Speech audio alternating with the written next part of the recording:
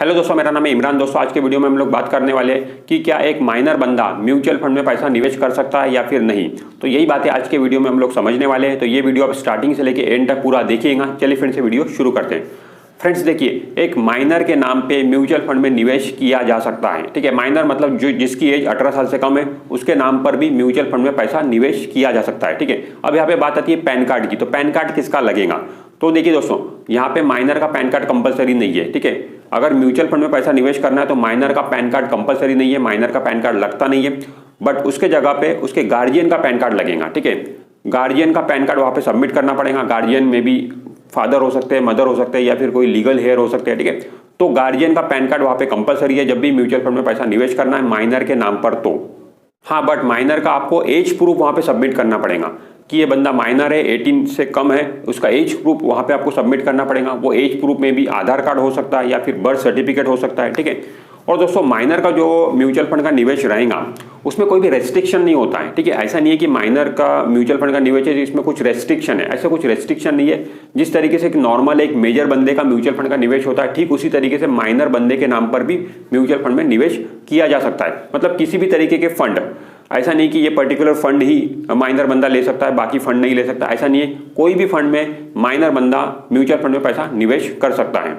और दोस्तों minor SIP के जरिए भी म्यूचुअल फंड में पैसा निवेश कर सकता है और लमसम भी निवेश कर सकता है। मतलब दोनों ही तरीके से माइनर बंदा म्यूचुअल फंड में पैसा निवेश कर सकता है। अब देखिए दोस्तों, माइनर के नाम पे जो निवेश किया जा रहा है, ठीक है, उसमें ज्वाइंट होल्डर नहीं हो सकते हैं। ठीक है, मतलब जो भी निवेश रहेगा एक बच्चे का एक ही निवेश रहेगा। मान लो कोई फादर है, ठीक है, उसके 2 बच्चे हैं, ठीक है, वो दोनों के नाम पे म्यूचुअल फंड में पैसा निवेश करना चाहता है। ठीक है, तो उस फादर को दोनों के नाम पर अलग अलग म्यूचुअल फंड में पैसा निवेश करना पड़ेगा। मतलब दोनों का निवेश अलग अलग रहेगा। ठीक है, ऐसा वो नहीं कर सकता कि एक ही निवेश में दोनों को जॉइंट होल्डर बना दिए, दोनों बच्चों को जॉइंट होल्डर एक ही निवेश में बना दिए, ऐसा नहीं हो सकता। ठीक है, तो मतलब माइनर का जो म्यूचुअल फंड का निवेश है उसमें जॉइंट होल्डर नहीं हो सकता, सिर्फ सिंगल होल्डर रहेगा उस पर्टिकुलर बच्चा, और वो गार्जियन के साथ में जुड़ा हुआ रहेगा। तो 2 बच्चे हैं तो दोनों के लिए अलग अलग म्यूचुअल फंड में उस फादर को पैसा निवेश करना पड़ेगा। और दोस्तों यहाँ पर जो बैंक अकाउंट है वो भी माइनर का ही लगेगा। मतलब म्यूचुअल फंड में जो निवेश जाएगा वो माइनर के बैंक अकाउंट से ही जाना चाहिए। ठीक है, और माइनर का ही बैंक अकाउंट लगेगा, और माइनर के बैंक अकाउंट में जो बंदा गार्जियन है वो सेम गार्जियन म्यूचुअल फंड के निवेश में भी होना चाहिए। अब जो बैंक अकाउंट ओपन हुआ है वो भी गार्जियन के थ्रू ही ओपन हुआ होगा, क्योंकि माइनर का तो डायरेक्टली बैंक अकाउंट भी ओपन नहीं होता है। तो जब बैंक अकाउंट ओपन हुआ होगा माइनर का, तो वहां पे गार्जियन मान लो फादर है, ठीक है, फादर गार्जियन है बैंक अकाउंट में, तो वही फादर म्यूचुअल फंड के निवेश में भी गार्जियन होना चाहिए। ठीक है, तभी वो वहां से एक्सेप्टेंस रहेगा, उसी बैंक अकाउंट से वो पैसा जाना चाहिए। ठीक है, अब देखिए दोस्तों, माइनर का बैंक अकाउंट है, ठीक है, म्यूचुअल फंड का निवेश जो किया जा रहा है वो भी माइनर के नाम पर ही किया जा रहा है, ठीक है, बट पैसा किसका है? पैसा तो फादर का है, मतलब उसके गार्जियन का है। ठीक है, तो पैसे तो वो दे रहे हैं। ठीक है, तो जो म्यूचुअल फंड का निवेश जो होगा उस पर जो भी कमाई होगी, मतलब जो भी प्रॉफिट होगा, वो कमाई प्रॉफिट गार्जियन का माना जाएगा। ठीक है, गार्जियन का प्रॉफिट माना जाएगा। मान लो म्यूचुअल फंड में उन्होंने पैसा निवेश किया और वहां से कुछ भी अगर प्रॉफिट हुआ, ठीक है, उन्होंने म्यूचुअल फंड सेल किया, सेल करते हैं, रिडीम करते हैं, तो वहां से जो भी मुनाफा होगा वो मुनाफा गार्जियन का ही माना जाएगा, और उस मुनाफे पे टैक्स की देनदारी भी गार्जियन की ही रहेगी। मतलब गार्जियन को ही टैक्स देना पड़ेगा। मतलब 18 साल के पहले जितना भी म्यूचुअल फंड में निवेश हुआ और उसको अगर रिडीम कर रहे हैं, ठीक है, पैसा बाहर निकाल रहे हैं, मतलब प्रॉफिट ले रहे हैं हाथ में, तो उस प्रॉफिट पर गार्जियन को टैक्स देना पड़ेगा। ठीक है,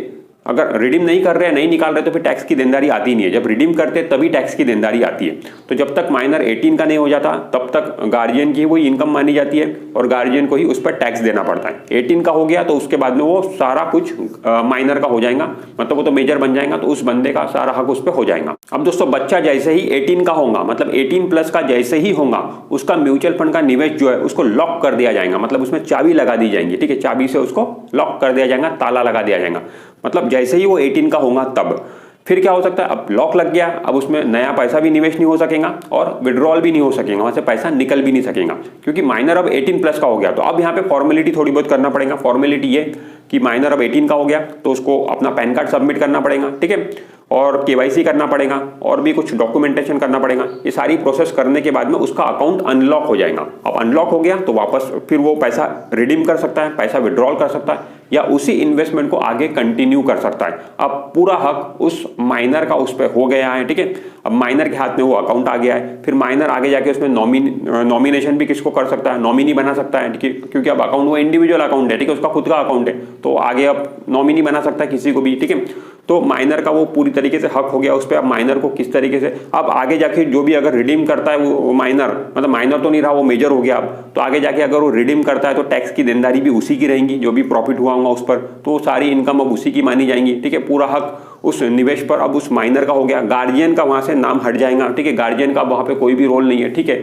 सारे पैसे गार्जियन ने अभी तक निवेश किए थे, बट माइनर जो है वो अब मेजर बन गया, तो उस सारे इन्वेस्टमेंट पर हक अब मेजर बंदे का है। ठीक है, मतलब जो 18+ हो गया उसका हक है। तो दोस्तों आज के वीडियो में हमने समझा कि माइनर के नाम पे म्यूचुअल फंड में निवेश हो सकता है या नहीं, तो बिल्कुल हो सकता है। ठीक है, बट ये गार्जियन के थ्रू निवेश करना पड़ता है। तो फ्रेंड्स इस वीडियो में इतना ही। अगर ये वीडियो आपको अच्छा लगा है तो वीडियो को लाइक जरूर कर दीजिए, और आपने अभी तक हमारे चैनल को सब्सक्राइब नहीं किया तो चैनल को सब्सक्राइब करके बेल आइकॉन जरूर प्रेस कर दीजिए। मैं मिलता हूं आपसे नेक्स्ट वीडियो में, तब तक के लिए बाय बाय।